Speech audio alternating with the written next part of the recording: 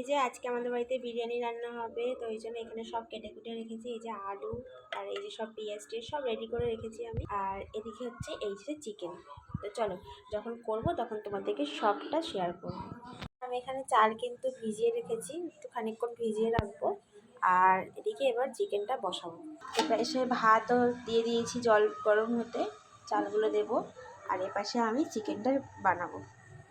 কড়াতে তেল দিয়ে দিয়েছি, এবার আলুগুলো এক এক করে ভেজে নেব। এই যে কড়া গরম হয়ে গেছে, এক এক করে আমি আলুগুলো দিয়ে দেবো।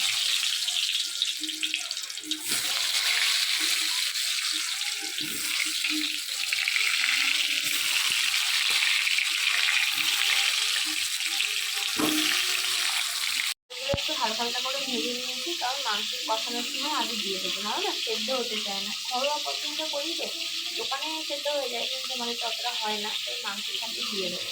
এই একটু হালকা করে ভেজে নিয়েছি। এবার চালগুলো দিয়ে দেবো, জল আমার গরম হয়ে গেছে।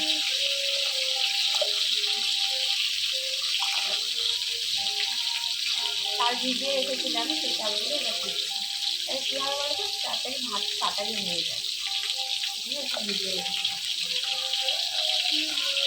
চাল একটু করে তোমাকে দেখা। এই যে আমার আলু ভাজা কিন্তু একদম হয়ে গেছে, এখানে দেখতেই পাচ্ছ। এবার আমি পেঁয়াজগুলো দিয়ে দেবো।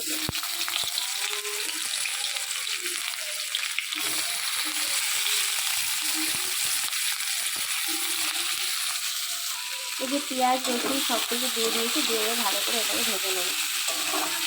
সব মশলা কিন্তু অ্যাড করে দিয়েছি, দিয়ে এটাকে ভালো করে কিন্তু কষিয়ে নেবো। মাংস রান্না আর কী বলবো, সবাই জানো, তাও তোমার সাথে শেয়ার করলাম। চিকেনটা কিন্তু অ্যাড করে দিয়েছি, দিয়ে এটাকে ভালো করে কষিয়ে নেবো। আর এদিকে তো ভাত হচ্ছেই, তো দুটো রেডি হলে তারপরে বিরিয়ানি ভাপে বসানো হবে, তো সেটা তোমাদের সাথে পরে শেয়ার করছি। এই যে পেঁয়াজ ও বেরেস্তার জন্য ভাজা হচ্ছে, একদিকে কিন্তু চিকেনটা একদম রেডি হয়ে গেছে।